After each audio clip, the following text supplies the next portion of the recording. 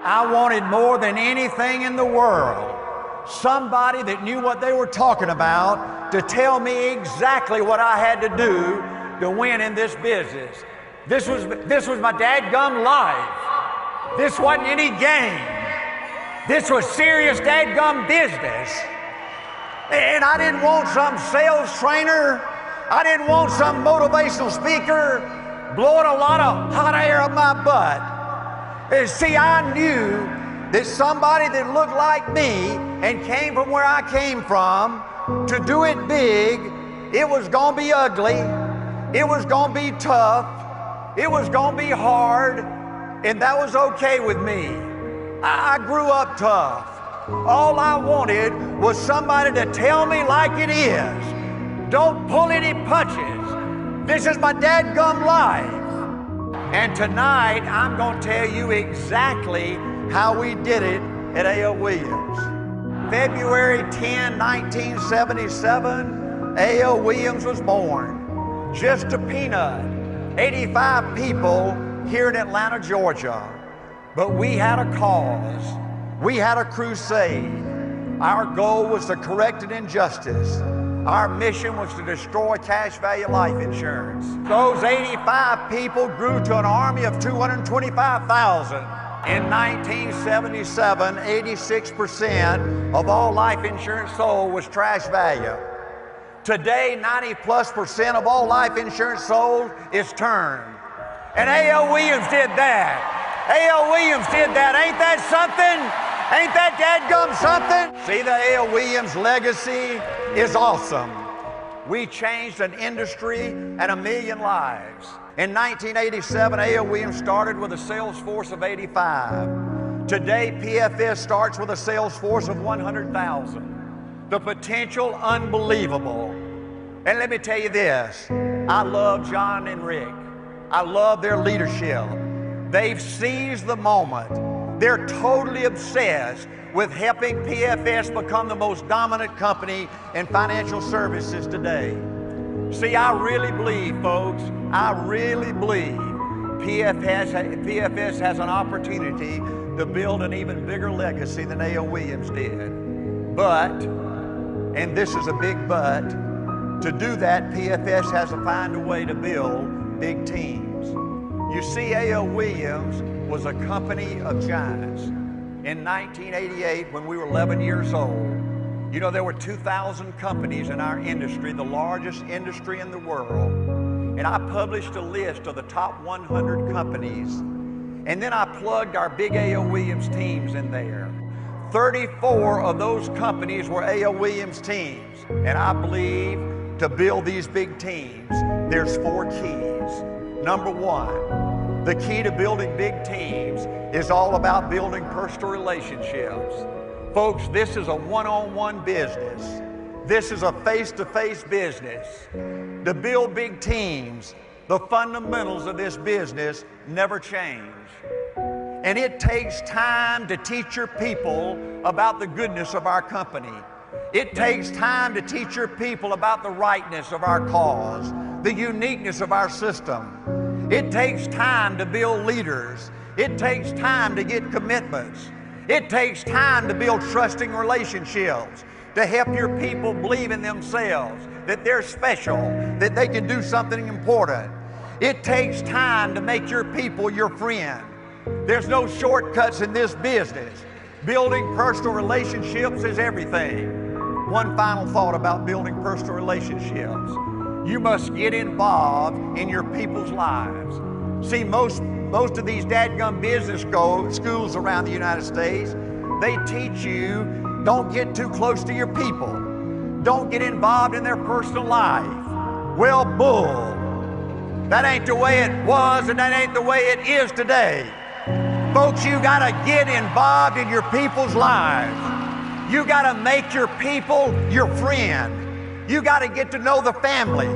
You gotta share their life, their personal life and their business life. Yes, it hurts from time to time. Yes, it's messy from time to time, but it's the only way to build a great business. And you know what? Building personal relationship begins with every new recruit. See, we're not in the business of throwing a bunch of crap up against the wall and some stick, some don't. You gotta treat every new recruit like they're a future RVP. You must make everything a new recruit does a big deal. You gotta celebrate their first sale. You gotta celebrate their first recruit. You gotta celebrate every success. You gotta let every recruit know that you believe in them. Let me give you two examples. When I built my first base shop, by the way, the first base shop in our company, I called every single person on my team every week. And when we grew, I built leaders that would carry on that personal contact with every single person to let them know that we were there to help them do something important.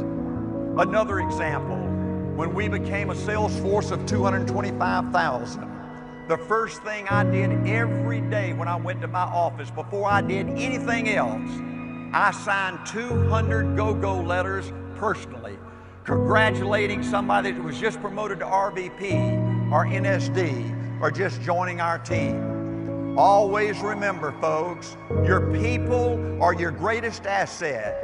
You win with people. You don't win with products. You don't win with commissions. You don't win with contests. Always remember, when you look at each person in your organization, pretend they've got a sign, a big neon sign on their dadgum chest that says, make me feel special, make me feel important. Building great teams begins with building personal relationships. Number two, building big teams require that you have a passion about what you do. See, this is serious business, folks. We're changing people's lives. It's got to be more than just about the money. See, your passion is your heart. Your passion's your mind. Your passion's your soul. How do you get a passion? You get a passion by loving it. Mickey Mantle, the great baseball player with the New York Yankees, said, I love hitting the baseball. I love hitting the baseball. I wake up every day, I'm excited to go out to the ballpark and hit a baseball. I love hitting the baseball. When it rains out a game, I get angry because I want to go out and hit a baseball. I don't like it, I love it. He said, you can't ever do anything big if you just like it. You gotta love it. Once you love it, once you have this passion, how do you keep this passion? You keep a passion by not ever forgetting the things that blew your butt out of the water. Hey, let me just give you 4 examples. I never got over what a rip-off trash value life insurance was. You lose your cash value if you die? Well, throw up. Folks, let me ask you this. How could a life insurance company create such a crappy product? Hey, let me ask you this. How could a life insurance salesman, 90% of those jokers own term on their own life and sold trash value life insurance? How could those jokers sell that crap? You know what? I never got over what a ripoff it was. And you know what? I love sticking it up their butt. I never got tired of rubbing their nose in it. I never got over how much money you could make part-time. You know, when I started coaching in Thomasville, Georgia, making $4,600 a year. After football season, I used to referee basketball games to make extra income. I'd run up and down that basketball court for 3 hours and make $12, and I found buy term and invest the difference. I went in to make my first sale to my assistant coach, Robert Kelly. It took 45 minutes. I took the same money he was spending for $10,000 trash value policy, and I gave him a $100,000 term policy. I left there in 45 minutes, and that company paid me $324. The next 2.5 years, I never made a sale during football season, but the other 6-month part-time, I was able to save $42,000 part-time. It changed my life, and it changed my family's life. I never got over what they did to my mama. My daddy died at age 48 of a heart attack. I had 2 younger brothers, one a junior in high school, one in the 6th grade. I saw personally up close what a tragedy selling too little of the wrong kind of insurance does to a widow. And I never got over it. I took it personal. I wanted to punish them. I wanted to hurt them. I never got over the magic of compound interest. This just blew my butt out of the water. You know, if you went down to Bank A and you invested $1,000 for 70 years at 5% interest, that's worth $30,000. But if you go to Bank B and invest that same $1,000 and you get 10% interest, everything inside of me, all my common sense says that's twice as much interest. That's got to be worth twice as much. That's got to be $60,000. But at 10% interest, that $1,000 grows to $790,000. That's magic. Ain't that something? Well, you know what? You know what? If you go to Bank C and you invest another $1,000 for 70 years and you just get 2% more, just 2% more, that's worth $2.7 million. Ain't that something? Folks, you got to get this passion. You got to love it. And you can't ever forget the things that blew your butt out of the water. See, I believe with everything that's in me, you win with your heart, not your head. Coach Lombardi, the great coach of the Green Bay Packers, in the last meeting he spoke to before he died, was speaking to a group of top executives in Washington, D.C. Early in his speech, speaking to these hundreds of people out there, he said, I'm going to give you tonight the secret of winning in business. There was a hush that came over the room. You could hear a pin drop. And the great man said, the secret to winning in business is heart power. You capture the heart, you capture the man. You must get your people to fall in love with your company. See, folks, the single most important lesson I learned coaching football and coaching A.L. Williams is you win with your heart, not your head. You win on emotion, not on logic. See, Prudential sold life insurance to make a living. A.L. Williams sold life insurance to correct an injustice. What a powerful advantage we have. Step number 3, to build big teams, you got to become a leader. And you got to build with the right kind of people. See, leaders are like a dadgum magnet. People are just drawn to them, like bees to honey. And you show me anything in this United States that win, a Boy Scout troop, church, club, business, football team, I'll show you something run by a leader. And the common denominator of all great leaders is they're do-it-first people. They're do-it-first people. You want to win, go be a leader. And then do it first. Lead by example. You want your people to make money, you go make money first. If you want your people to recruit, you go recruit first.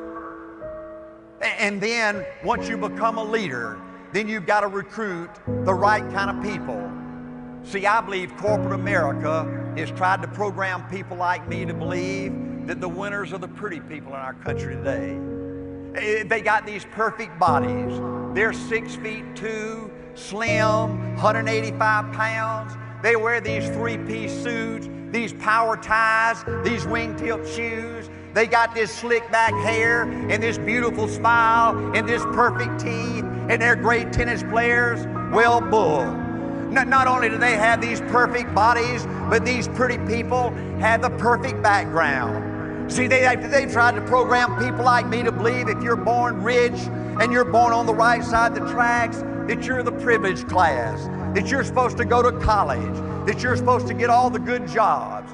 But if you're born from a poor or average, ordinary background like I came from, you must give up your big dreams and your big ambitions. Well, bull. They say if you have a high IQ, they rule you brilliant. If you have an average IQ like me, they say you got to drive a truck or be a janitor. Well, bull. People are judged in our country today by how high they score on aptitude tests, personality tests, achievement tests, and crap like that. Bull. Ain't nobody ever devised a test, nor will they devise a test that can measure the heart of a champion. Let me tell you about the right kind of people. The right kind of people are so dadgum motivated, it's ridiculous. I wanted to be somebody so dadgum bad, it's ridiculous. See, folks, I don't know why I'm like I am, but my butt's always burning. There's something inside of me that says, hard, you're supposed to go for it. Or dadgummit, you're supposed to be somebody. Or dadgummit, you're supposed to do something important. For 20 years in this business, I woke up every day scared I wasn't good enough.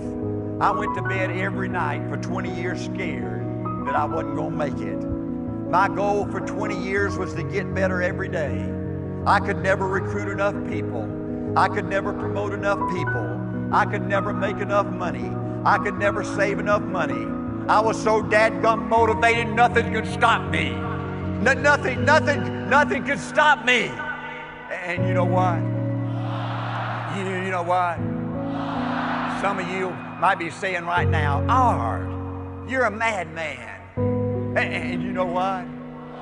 You're right. You got to be a dadgum madman to win in this business. See, I believe the difference between being great and average and ordinary is this much. Folks, it's just too scary to talk about. See, you can do 99% of the things right in business and not do this much and you're going to fail. But you can screw up every day in business just like I did, and if you do this much, you're guaranteed to win. See, this much is a special kind of attitude. It's a special kind of mental toughness. It's a special kind of hunger and desire to be somebody. See, number 4, if you want to build a big team, you got to have a oneness in your organization. There's got to be a oneness. Everybody's got to operate with one heartbeat. Everybody's got to buy into your system. Everybody's got to be on the same page. See, there's no two ways at PFS. There's the PFS way or there's the highway. Hey, let me give you some principles about A.L. Williams. A.L. Williams was not a sales company. A.L. Williams gave people like me and you a chance to go in business for yourself, to have ownership, to build your own company within a company. And there are 2 big disadvantages in sales that I didn't like. Number 1, you're unemployed every day. Every day you wake up, you don't go make a sale, you don't eat. And number 2, you have a limited income. There's just you or a handful of people, and it limits your income potential. I wanted to build a team, and that gave me 2 big advantages. Number 1, it gave me a secure income. I overrode dozens and then hundreds and eventually thousands of people. And then it gave me a chance to have an unlimited income by recruiting unlimited numbers of people. A.L. Williams was not a sales company. Another principle, A.L. Williams was a warm market company. We never cold call. We never talk to strangers. We never knock on a stranger's door. We never call a stranger on a cold telephone. We never go to Carnival and sit at a booth and hand out suckers and blues to the little kids that come along to get their mama's and daddy's name. When you come to work at A.L. Williams, you never have to set up an appointment. Somebody does that for you. You never go in a stranger's home alone. See, the A.L. Williams way is no pressure. Everybody starts part-time. And by doing that, A.L. Williams was able to go into communities and hire the cream of the crop, the best quality people, doctors and lawyers and businessmen and women and housewives and the best people in a community. And let me tell you the secret to our explosive growth. See, A.L. Williams grew by multiplication, not addition. Prudential and all those other traditional companies, they had an insurance office and they had a manager that did the recruiting and training, and everybody else was salespeople. And if that leader went out and recruited 3 people, and he did that 10 times, that would give him a total organization of 30 people. But A.L. Williams grew by multiplication.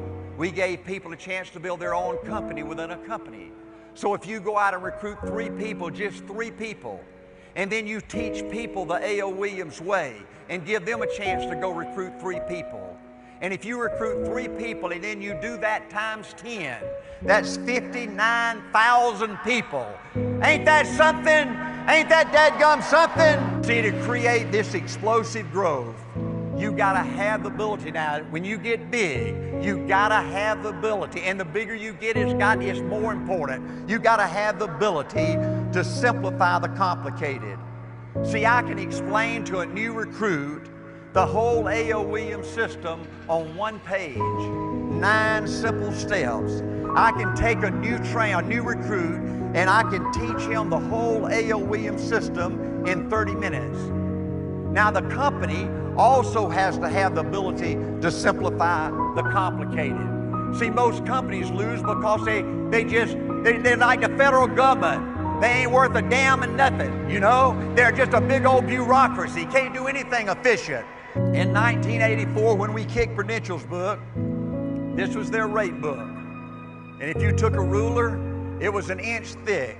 And Prudential had, they had 3 different kind of series of products. They had the Gibraltar series, Modified Life 3, Modified Life 5, Modified Life 10, Modified 25, 10 life paid up at 85, Economatic Whole Life, life paid up at 90, life paid up at 85, life paid up at 65, 20-year pay life, 10-year pay life, co-life, joint whole life. Now, if you didn't like those, they had the estate plans. They had Modified Life 5, Citation 50, life paid up at 90, Professional 50, Modified 2, life paid up at 85, Modified Life 3, Modified Life 5, Modified Life 10, Graded Premium Whole Life, the abbreviator, Modified Life 21, Increasing Premium Life paid up at 90, Modified 25, 10 life paid up at 85, Estate 25 Whole Life, Economatic Low Life, life paid up at 90, life paid up at 85, 20-year pay life, 10-year pay life, co-life, joint whole life. Now, if you didn't like the Gibraltar series and you didn't like the State series, they had the Pruco series. Variable life waiver premium, appreciable life waiver premium, appreciable life level death benefit, appreciable life variable death benefit, variable appreciable life level death benefit, a variable appreciable life variable death benefit, variable appreciable life. Now let me just go through as quick as I can the qualities of a leader. But first, let me tell you something sort of scary. See, folks, most people fail in business because they run out of time. See, this business of winning in business is a 10-year game or a 20-year game. This is not get rich quick. And you know, most people fail because they keep changing. They keep changing. And then all of a sudden, they're no longer 25 or 35 or 45 or 55, and they don't have another 10 years. They don't have another 20 years. So see, you know what? I'm 69 years old, but I feel 16. See, folks, you're here on this earth for just a flicker. You're here on this earth for just a flicker. See, not long from now, they're going to be planting you in the ground out there, and they're going to be patting you in the face with a shovel, and there's going to be a tombstone over your head, and it's going to say one of 2 things. It's going to say, here lies a dud, or here lies a stud. Now, folks, let me ask you this. Now, folks, let me ask you this. What's your tombstone going to say about you? See, another key that these winners possess, they're so dadgum focused, it's ridiculous. See, when we opened A.L. Williams in 1977, our vision had 2 parts. Number 1, we saw ourselves involved in a great event. Folks, I never had any doubt that we were going to kick Prudential's butt and become the most dominant company in the industry. I never had any doubt. We were out there correcting an injustice.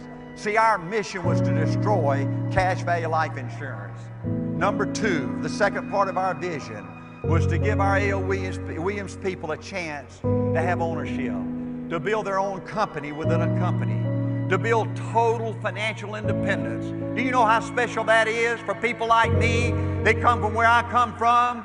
To give our families a chance to build total financial independence, where nobody could put their thumb on you, where nobody could squeeze you, where you could tell everybody out there to take a dadgum flying leap if you wanted to. See, the A.L. Williams Company was so dadgum focused, it's ridiculous. We didn't want to be friends with those people in the wrong color jerseys. We didn't want to get along. We didn't want to be nice. We didn't want to be politically correct. Our goal was to destroy those jokers. Our goal was to give our people a chance to build total financial independence. And you know what? You know what? If this kind of talk is too tough for you, if you're too smart, if you're too pretty, if all this sounds too corny, then don't let the door hit you in the butt.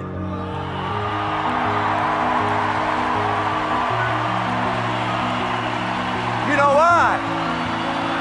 You know what? A.L. Williams was built for tough people. See, we're not going to beg you for your business. We're not going to beg you to join our team. See, I found out 40 years ago that you can't force people to do what they don't want to do. See, you can't teach a pig to sing. Folks, you can't take a dud and make him a stud. If you want to build big teams and build financial independence, you got to find people that want it, that see it, that believe it, that love it.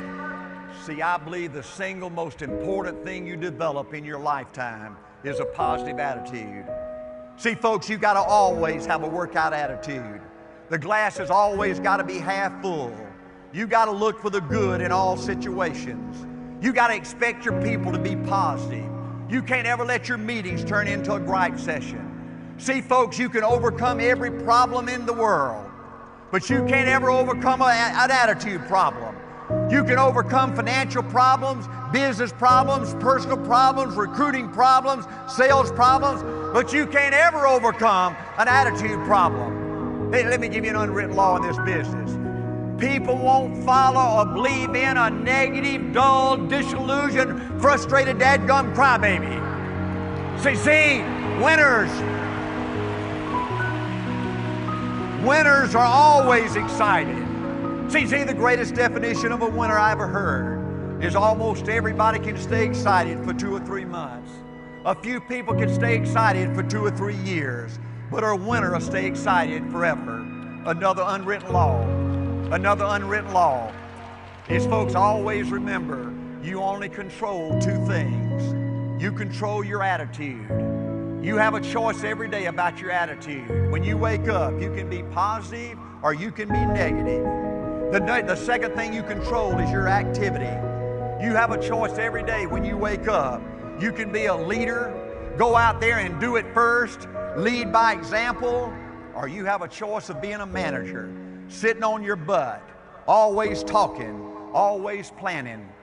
See, winners are so disciplined, and let me tell you what discipline is. The definition: doing what you're supposed to do when you're supposed to do it. I had one rule if you were going to play on my football team, and you were going to come to practice every day. Unless your butt was in the hospital dying, you were going to be at practice.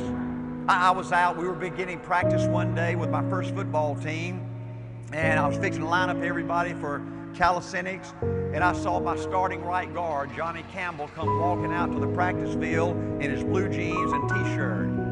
And I hollered over at him, I said, "Campbell, have you quit? What's wrong with you? Why ain't you dressed out?" He said, "Coach, a bee stung me today, and my face is swollen up, and I got one eye that's closed, and I can't get the helmet over my head." And I said, "Campbell, if you want to play on this football team, you get your butt back in the locker room, and you put that uniform on, and you find a way to squeeze that helmet over your head. And just think about it, Campbell. If you can practice with one eye, just think how good you're going to play Friday night with both eyes."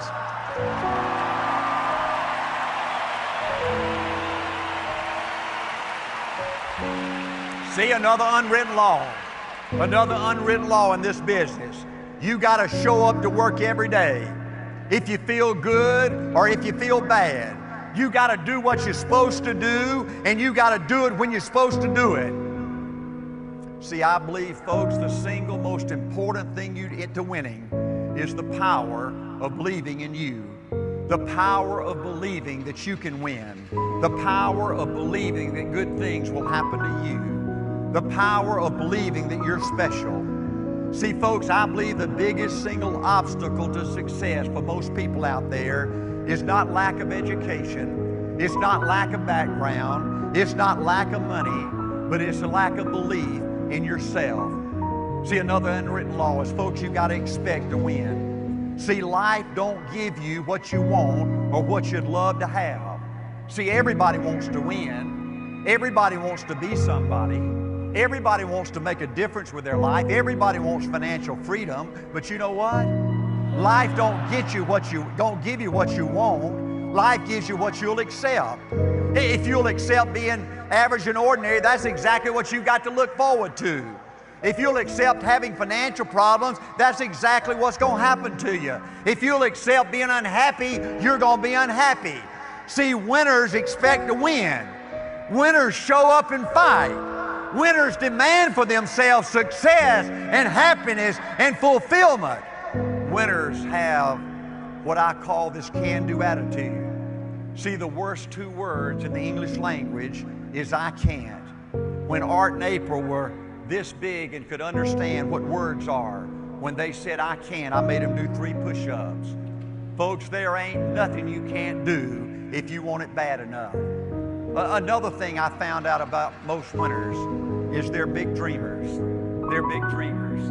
And I believe that the high school years are for most people the peak years to dream and be excited about life. You know, these kids come into the 9th grade and their eyes are big as a baseball. They start driving or dating, or they're playing in games before hundreds of thousands of people, or they're in beauty contests, they're on debate teams. You know, to them, life is a bowl of cherries. They have an attitude that I was put on this earth to make a difference. I'm going to go out and conquer the world. And then they graduate. And then they get dumped down the big bad world. And people start lying to them and screwing them and using them. And they change jobs 2 or 3 or 4 times. And then one day, they roll out of bed. And this once vibrant, turned on human being becomes a shell of a man. And they develop an attitude that life's passed me by, that I just got to take it, that I can't hope again, that I can't dream again. See, folks, when you really get down to it, at A.O. Williams, we didn't sell life insurance. We didn't sell investments. It was so much bigger than that. See, at A.O. Williams, we gave people a chance to dream again. Do you know how important that is when you're out there frustrated and getting beat up? We gave people a chance to hope again. We gave people a chance to be excited again. See, winners are great encouragers. Winners are great encouragers. If you want to build a big team, you've got to become an expert in praising people. Jack Welch said, the thing that gets praised gets done. I love the recognition tonight. Recognition and praise is everything. Mary Kay said, the only thing more powerful than money and sex is praise and recognition. That's for my 7 little grandbabies right there. See, another unwritten law. Another unwritten law. See, nobody wants a boss. Nobody wants a boss. Everybody hates a boss. Nobody wants a boss, but everybody needs a coach. Everybody needs a coach. See, bosses are quick to criticize. Coaches are quick to praise. Folks, always remember when you're having a private meeting with one of your people and you're talking about their life, their business, you can say 99 positive things and 1 negative thing, and all they're going to remember is the 1 negative thing. See, another unwritten law. The 4 most powerful words in the English language is I believe in you. I believe in you. See, winners know the importance of sacrifice. See, sacrifice is giving up immediate wants for long-range goals. Remember the A.O. Williams vision? We give people a chance to build their own company within a company, a chance to build total financial freedom where nobody can put their thumb on you and squeeze you. See, folks, I knew RVPs and A.O. Williams that made millions of dollars, but they never achieved total financial freedom. I knew RVPs and A.O. Williams that never made gigantic incomes, but they became totally financially independent. 3 weeks ago at my grandbaby's wedding in Highlands, North Carolina, I met 2 young RVPs, an RVP couple from Tulsa, Oklahoma, Bridget and Brent. And Bridget and Brent, if you can get down here, I'd like to give you a t-shirt. If you can't get down here, then I'll give it to Dwayne and you can give it to him, okay? But I met these 2 great new RVPs, and I was so dadgum electrified I couldn't stand it. They reminded me of those original 85 people in A.O. Williams. They have a passion about this business that's just unbelievable. They love their people. It's just unbelievable. And let me tell you this. If, boy, you're producing RVPs in this company today, like Bridget and Brent, man, this future of this company is mind-boggling. But they told me something real exciting.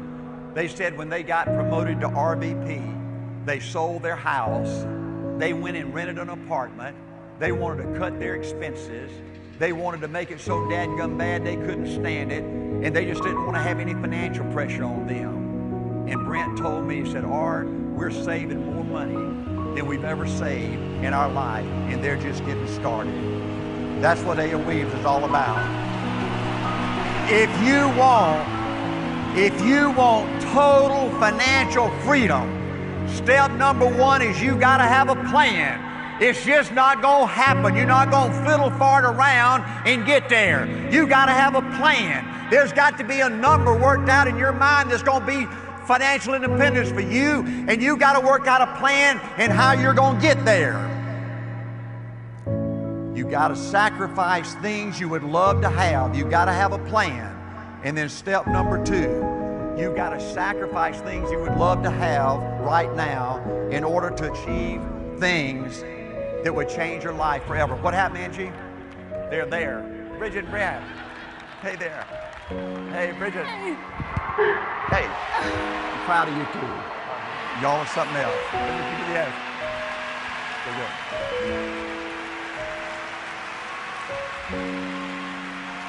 You know what? You know what? Winners play with a whole different level of intensity. See, winners don't ever show hurt. Winners don't ever show quit. Winners don't ever show fear. See, my proudest record as a head football coach for 5 years in the state of Georgia is I never had to call timeout and go drag one of my kids off the field. See, you know, you former football players, there's nothing as exciting as what I call that Friday night feeling. Man, you work hard all year and you're getting ready to go out and play, and Thursday night you're so dadgum excited you can hardly sleep.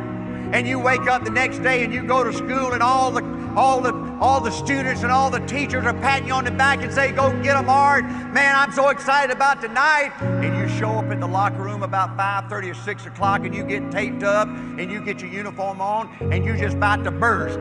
And then at 7 o'clock the coach says, let's go out. And you charge out on the field to loosen up, and the band's playing and your little girlfriend's up there in the stands, and man, you just can't stand it. You're about to explode inside.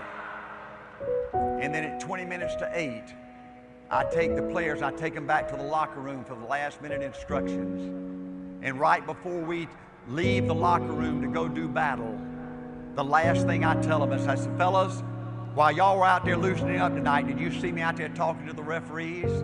I told the referees, I said, Mr. Ref, you see those guys in the wrong color jerseys? See, they don't love it like us. They ain't as tough as us. They don't want it like we do. Mr. Ralph,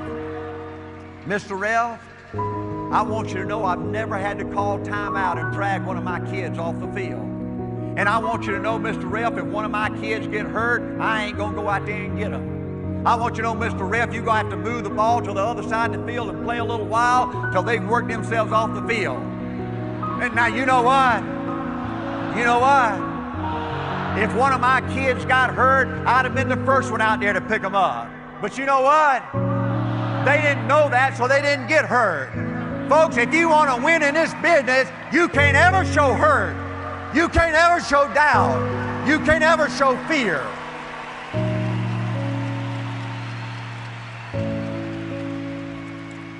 See, to win in this business and to win in life, you got to have a goal of having a balanced life. And this is tough. See, another unwritten law.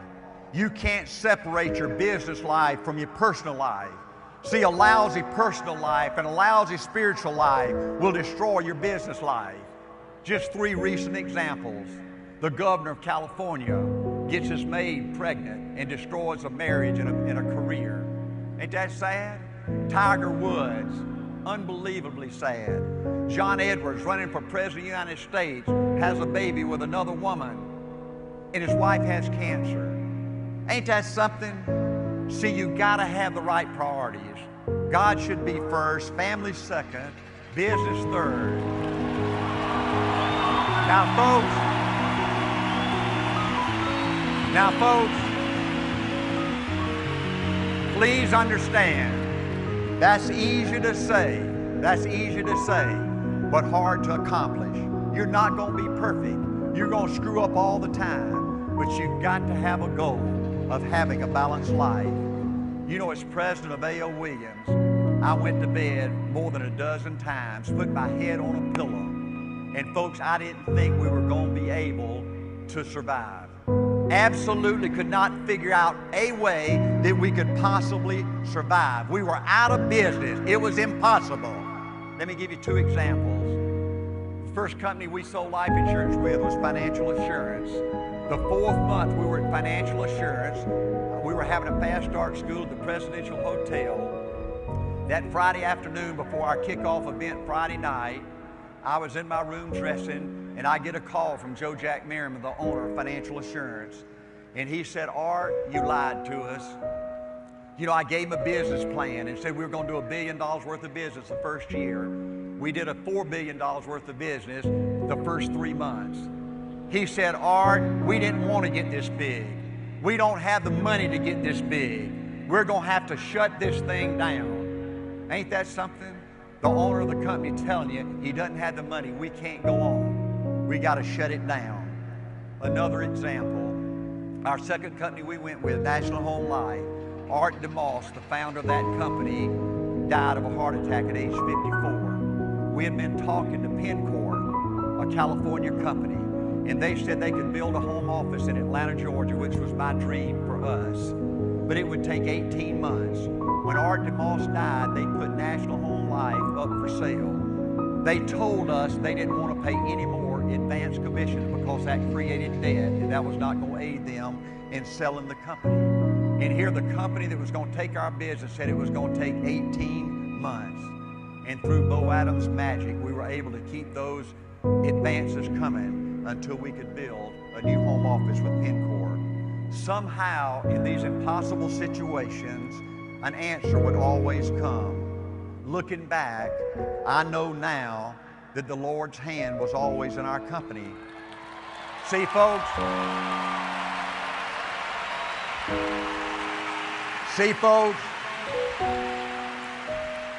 I'm not smart enough, I'm not good enough to get any credit for what A.O. Williams did.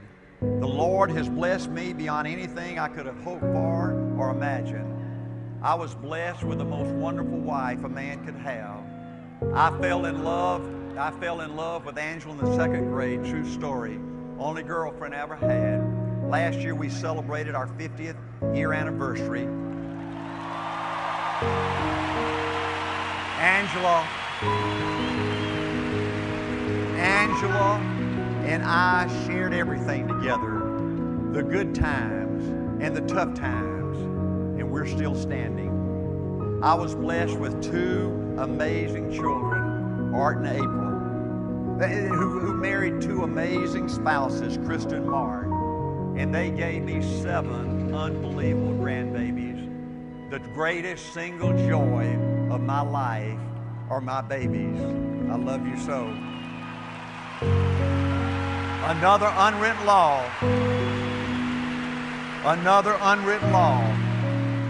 All the money in the world can't compensate for you failing at home. Folks, you've got to give your family, and it's hard, but you've got to find a way to give your family all the time and all the love that they deserve and that they should have. Another unwritten law. You see, I believe you beat 50% of the people just by working hard. Folks, you beat 50% of the people just by working hard. You beat another 40% by trying to live right and find something you believe in, something you love. That's 90% of the people by working hard, finding something you believe in and something you love. And the top 10% is a dogfight. You know, Gary Player won more international golf tournaments than anybody in the history of golf. He's in the Golf Hall of Fame down in Florida. And Gary Player said in an article I read one day, he said, you know, I played in countries all over the world. And everywhere I play, you know, really people are the same everywhere. People are really the same everywhere. Everywhere I play, I have some guy or gal that's either starting golf or they've been playing golf, and they come up and they tell me that at the end of the round, they say, Gary, I love watching you hit a golf ball. I love watching you hit a golf ball. I'd give anything if I could hit a golf ball like you.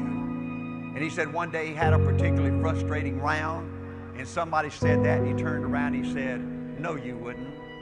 No, you wouldn't. You're just kidding yourself. You know what you have to do to hit a golf ball like me?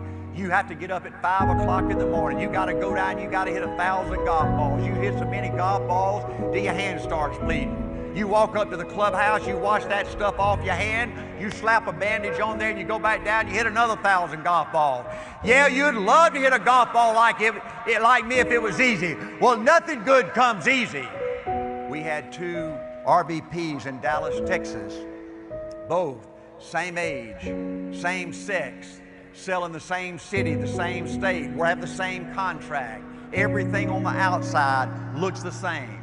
They're both good leaders, they're good to their people, they work hard, they do everything you're supposed to, but what does a $500,000 a year person do that the $50,000 a year person doesn't do? He does everything you're supposed to and a little bit more. He does everything you're supposed to and a little bit more. He recruits and a little bit more. He makes money a little bit more. He saves money a little bit more. If you want to learn to win in this business, you better learn to do everything you're supposed to and a little bit more.